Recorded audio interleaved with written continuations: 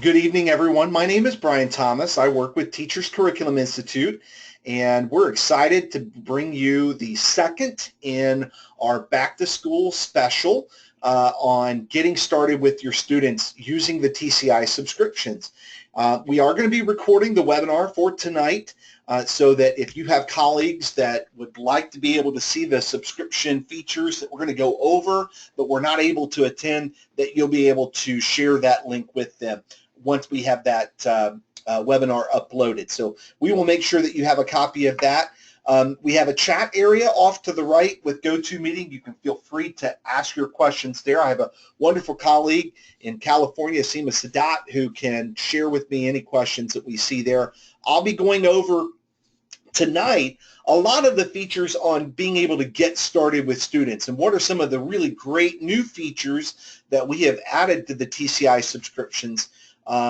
We'll focus in on things like setting up your classes, adding the students into those classes, as well as those great subscription features. And one of the things that I did last week, I'm going to do again this week, is that I'm going to make sure that I'm going live into our subscriptions. We're going to be looking both at our science programs and our social studies programs so that you can get an idea of how these features look and feel in both of those types of subscriptions. So with that, what I want to focus on first is that when you sign into your TCI program, and last week we really focused in on the teacher subscription. When you sign into your teacher subscription, you're going to come to a page where your program, or if you have access to several programs, are going to be listed like this right here. And you'll have an orange button to the right that says Teach Now. What I want to draw your eyes to is this button right here that says AddEdit Students, as well as AddEdit Classes. Now, if this is the first time that you've ever used a TCI subscription, you'll note that you have one class in there right now by default. And that's because we figure everybody's got to have some class, right? So we put in a default class there for you. You may want to edit the name of that class. Period one may not be when you actually teach that. It may not be until third or fourth bell. So we're going to give you the capability of adding and editing any classes that are there. Once your classes are added, then you can actually add or edit students that would be a part of those classes. So I'm going to start with the very basic first, and we're going to click where it says AddEdit Classes. And for my example here, I'm going to be using this program, History Alive, the United States to Industrialism, with the 2017 copyright. But it is the same feature regardless of whether you use science or social studies. So when I click AddEdit Classes, what it's going to do is it's going to take me to a page that looks like this right here. And you'll see that this is my first class. This is the one that TCI put in there for me, but I might want to call it something different. So if I wanted to, I can click this little button off to the right of the name of it, and I can edit the name of that class. So I can say, all right, I want to call this Mr. T's Stars. All right, because they're all stars. But it's not my first bell, it's my second bell. So I can change it here. And again, you can have up to 20. Now, if you're teaching 20 bells in a single day, I'm sorry. But you have that option of being able to put however many bells that, whatever would represent that particular class. Once you're done, you would then click Save. And what you'll see is that it's now changed the name of that as well as the period over here. Now, I might have another class. If I need to add a class, let's say I teach 2 sections of 8th grade U.S. history. Well, then I just click Add Class here. I would then give it a name and another period right here. That's important because you cannot add students until you have classes there. And you can see right here with the class that I renamed, I already have 8 students inside there enrolled. But let's say that I needed to add more. Or it was the first time that I was adding students and this number 8 was actually 0. What I would click is Add Edit. And once I click Add Edit, you're going to see 3 boxes up here at the top. Back to my classes, Add Student, and Student Sign-In Instructions. The one you want to focus in on is this middle one right here, Add Student. So you click that. And you're going to see that there are 4 options that you have in terms of adding students into your class. Now, the first is pretty straightforward. You can hand enter them.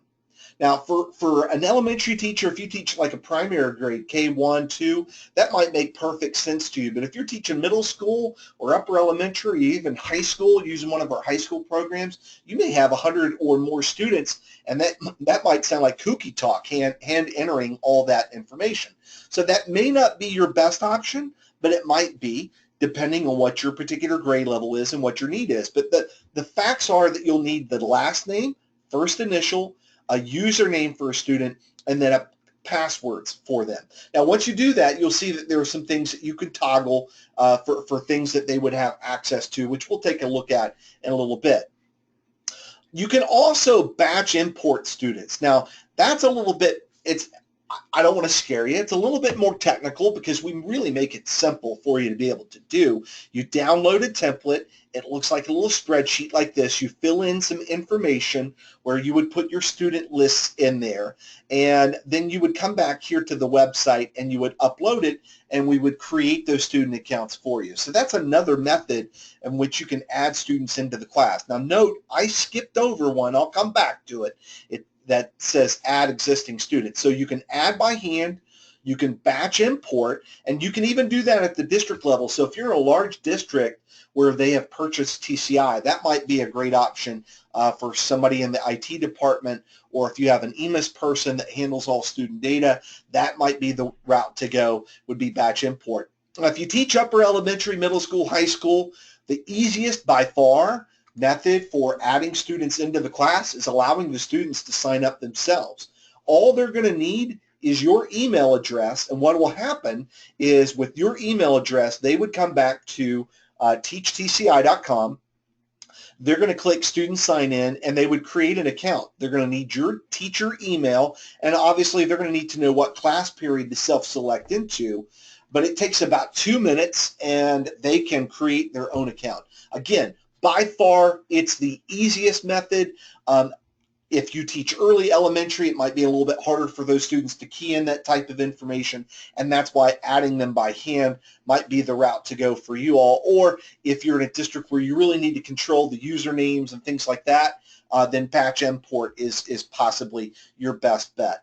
Now, this last one, the one that I skipped over, add existing student. If you're in a school district where you have several teachers across the district who are using the very same program, one of the things that oftentimes happens is that a student moves from one teacher to another. Perhaps their family moved from one building to another because their home was redistricted or something like that. If that is the case, if all you're doing is moving a student, the teacher who is going to be receiving a student would then come here to add existing student.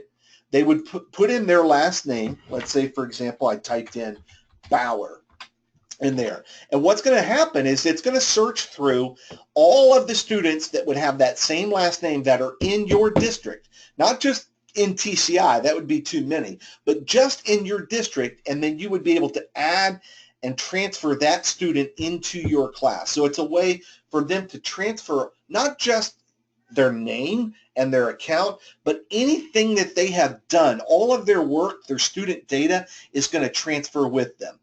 So when you're setting up your TCI program, that's going to be one of the first things that you want to do is to set up your classes and also make sure that you add your students into there. So it's really simple to be able to do. Again, where it all starts is back on your home.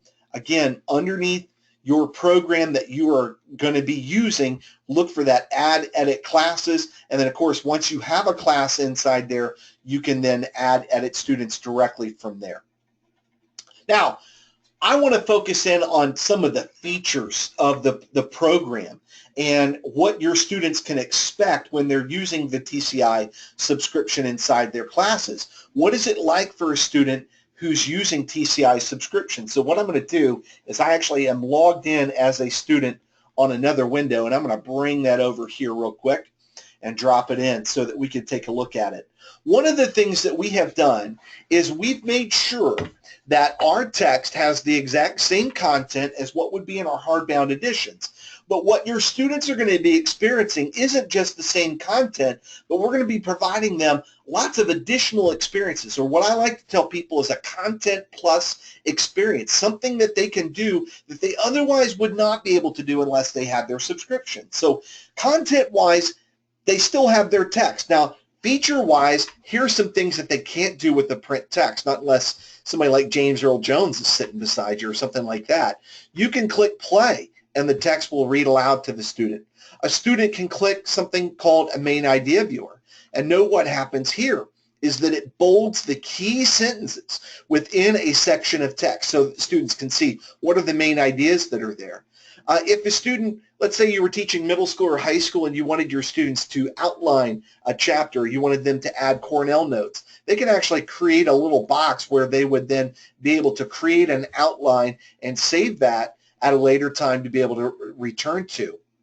Now, I don't want that to be confused with content notes, because what we've done is we've embedded that as a part of every subscription. So the very same notes that would be in a consumable notebook that we sometimes sell, or the pages which are called Interactive Student Notebook, which are PDF masters in your TCI subscription. If you refer back to last week's webinar, I showed you where those are. These are going to be the very same prompts, but because your students have a student subscription, they can actually do it online. And note, what we see here is that students can not only do it online, but see here, the teacher has provided the student feedback right here. Very well thought out and succinctly put. Huzzah!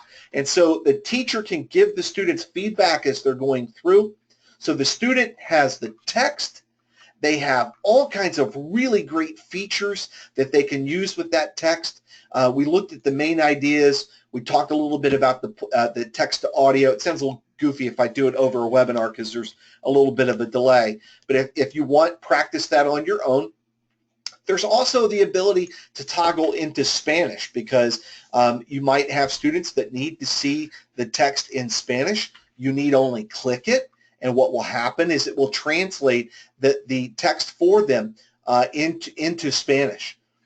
Now, we have all of that, but with the images, the graphs, the charts, sometimes when you see a picture like this, a student might want to analyze that element a little bit deeper. So what they can do is they can click on it, and note what happens, because I'm on a PC, or if I was on a Mac or a Chromebook, this is what would happen, is as I mouse over it, I have a little magnifying glass that allows me to analyze those details a little bit more closely. Now, we're looking at here in a middle school version of our textbook, but I'm going to go ahead and close this, and I want to show you what it looks like in science, because we did the same thing there too. So here I am in a science subscription, and I can analyze these details a little bit more closely.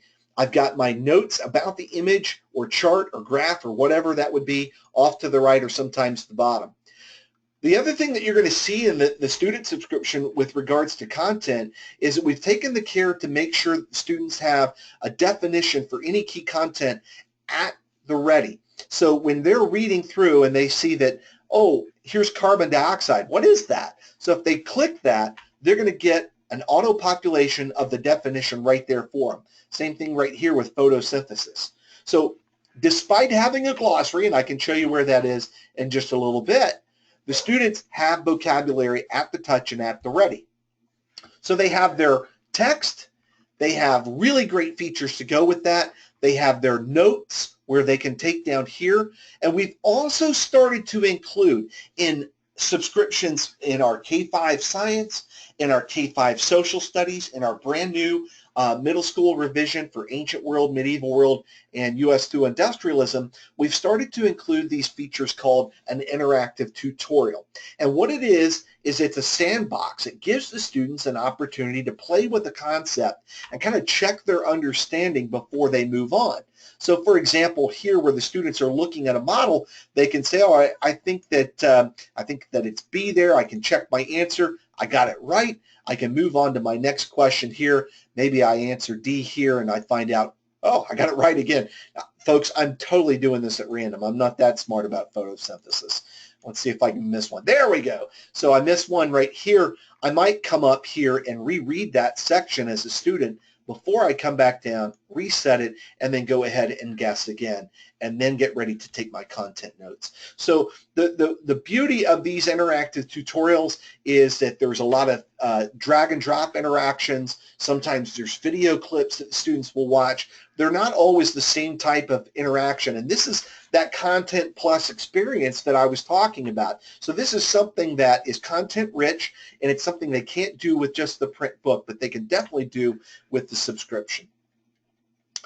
One of the other popular features in the student subscription are the reading challenges, and these are the game-like experiences that students have at the end of a chapter that really challenge their reading comprehension. And these are a formative assessment that as a teacher, you'll actually be able to access and see how individual students did. So in this little quiz right here, what the students will do is they'll go through, they'll answer questions, they get immediate feedback so that they can guess at least twice before they would then be told what the correct response is. So as the students are playing that, they get immediate feedback, but let me show you what happens on the teacher side of things. So I'm going to go in as a teacher, and we're going to look at our U.S. through Industrialism program. And I had a sample class inside here. And I'm going to go in, I'm going to look at Chapter 2, and I'm going to go inside something called my Gradebook. Now, again, refer to last week's webinar if you're seeing this one before the other one, and you'll see what we're talking about with the Gradebook is that you can see individual student results when they use the subscription. So their notebooks show up here, their reading challenges. Anytime that they do something in the reading challenge, I can see when they're in progress, like Bert is right here, and I can go inside and I can see, all right, here are the questions that Bert has answered so far, and at least with these, there's some question as to whether or not he fully understands that material. So I might want to revisit that with Bert before we move to our summative assessment. But what I think is even more powerful is that as a teacher, when the students are using the reading challenge, we're going to give you the ability to do an item analysis. So you can click on View Trends and see what percentage of your students were able to answer those correctly on your first attempt. So when they're using the student subscription, they not only have access to things like the text in the notebook and the ability to do interactive tutorials, but those reading challenges are a great formative assessment. Now, there is a slight difference between the science and the social studies program in that we added one additional feature with our K-5 science program in that many of the lessons in Bring Science Alive, the students do an investigation, hands-on experiments, and things like that. If that is the case, the students can access their investigation notes and logs right here. So they would click it, and this is where they would be able to take their notes as they go through and do the investigation. Now, they can still do those in paper and pen. As a teacher, you just go into that same lesson in your teacher subscription and print out a PDF copy from the teacher materials, or if you have purchased the consumable notebook, they're printed for you already there. But that is the one slight difference between the science program and the social studies program. I am going to focus in a little bit more on some of the other features that we have here.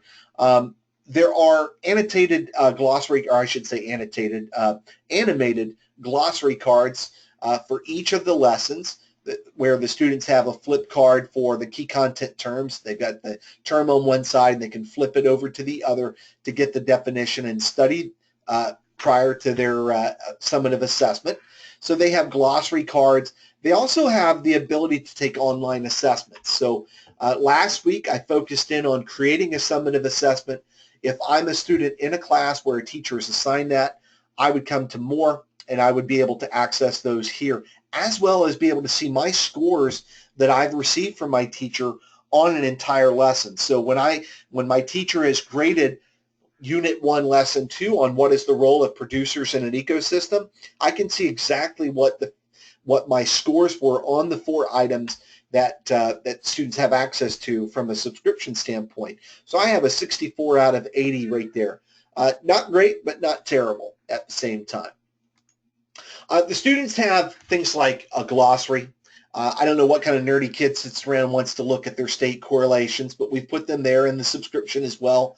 We've also put in a really, I think, a great category called biographies, where when you have students who are doing research on important people related to that field, whether it's science or social studies, they can get background about those folks just by going to more and clicking on biographies. One of the things that we did in science is that we provided career profiles for different types of scientists, and why in the Bring Science Alive program, we want to show them all the different possibilities that exist within science, the different types of jobs that people have.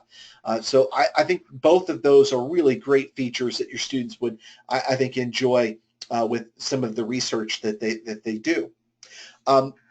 One other thing I want to share with you, and then we'll take some time for any questions that you guys might have on some of the features that I've gone over here, is we've also begun to include some really great things that we're developing more and more of. One, let me focus in on the new social studies programs, which are the Ancient World, Medieval World, and U.S. through Industrialism program.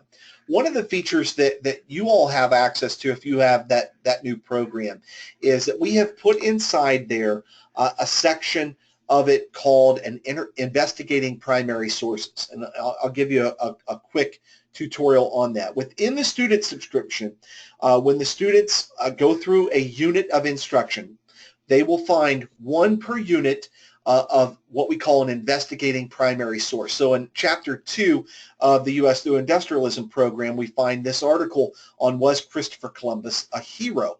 What they're going to do is the students will be provided not only primary source visuals, but text as well that they will read, analyze. They will look at some prompts that we provide them. They will gather evidence. They will make claims, and it should point back to evidence and sources that they can point to from those primary source documents themselves. So we have put one of those inside each of the units of the new middle school program, and that may be a feature that we end up making available for other programs, certainly as we provide new copyright. So definitely take advantage of that new feature that's been provided for you.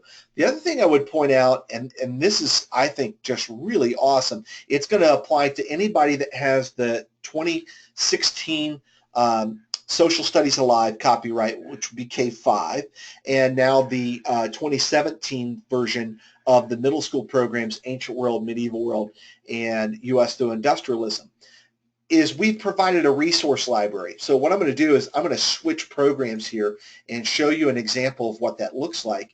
I'm going to pull up a third grade program, which is Our Community and Beyond. And within your teacher subscription, what you would do is you would click on a lesson title. I need to switch over to teacher view. And what we would do is we're going to go to the More category here and look at the very bottom of the More category where it says Resource Library. What we've tried to do is to make a database that you could easily search the different types of resources that are there in the program, whether it's illustrations, maps, or primary sources within a particular lesson or just all of the lessons that are there. So want to make it really simple and easy for you to be able to find those resources. Right now, it's under the More category. We're looking at ways in which we could potentially move that so that it's even more visible for you so that when you're using the tool, it's kind of right there in front of you. But that's a great little tool for you as a teacher to be able to find all of these great resources that students will also have access to. So Paige asked, and I can see that here on the go-to, how assignments work. Yeah, Paige, so what happens is your students have access right now to, if they have a subscription, they have access to the student text and the notebook for all of the chapters, unless you go into your settings, and I'll show you that. That's up by your name, and then go to settings. If you go inside there, you'll see under student management that I can toggle whether or not students would be able to see access to all of the text and all of the assignments and things like that prior to them actually being assigned. Right now I have it set to yes, which would be similar to if a student sat down with a print textbook. We don't limit them on what kind of chapters they can see in advance. So it's kind of set that way right now, but some teachers, they don't want students to have access to the text and notebook until they assign it. So what you would do is you would toggle that to no. And then what happens is that when you're inside your teacher subscription, you'll see a link at the top there that says assignments.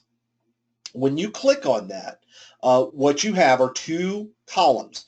One where you can assign the text, the notebook, and reading challenges, and then the other where you would assign an online assessment.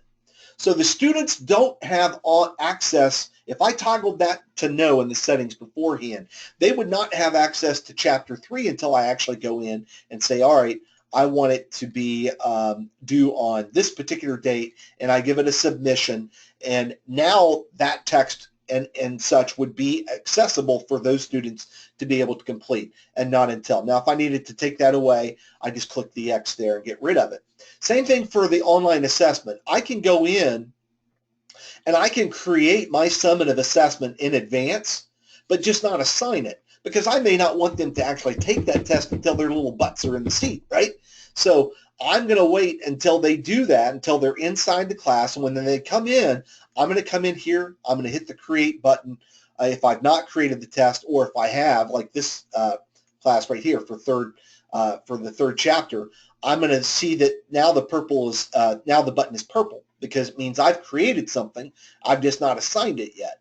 So I can click assign. I can say, all right, I'm going to pick this test right here, West Claremont 3, and I'm going to say it's going to be due on this day because I'm not a nice teacher, and then I'm going to click submit, and now that test is live for those students. So when they're in their student subscription, what they would see if they're in their student subscription, when they click on more, is they would have a button available to them called assessments, and then when they click inside that, they would see the assessment that you have assigned. So that's how assignments work. Again, you can toggle some of those behaviors really easily just by going into make sure that you're within teacher view, click by your name, go to settings, and under the student management portion right there, you'll see how you can limit whether or not the students see chapters in advance, whether or not students can add themselves to your class. If they're in a testing environment, do you want them to be able to see the correct answers after they finish an assessment? Some people would say yes, some people would say no. We're going to give you that choice. And same thing here for an open book test, so you can toggle that too. So that's a little bit about assignments and even a little bit extra there thrown in. Are there other questions that we've had, Seema, that maybe I should focus in on before we close out our time? I haven't seen any come in. Okay, great. So folks, what we want to make sure that you do is that you get inside there and play with the features. Again, if you watched this webinar first, keep in mind we did one last week that focused solely on the teacher subscription. You can see a half an hour where we walk through and we look at all of the great new features that we've provided for you to be able to use with your students. We want you to have a great school year. We're really excited that you're using our programs. Please let us know if there's something that we can do. You can email us at info@teachtci.com. You can even call us at 800-497-6138. And if we don't know the answer, it'll be our job to find it for you. Thank you so much, and we hope that everyone has a wonderful and productive afternoon or evening, depending on where you are in the country. Goodbye, everyone. Brian, this will be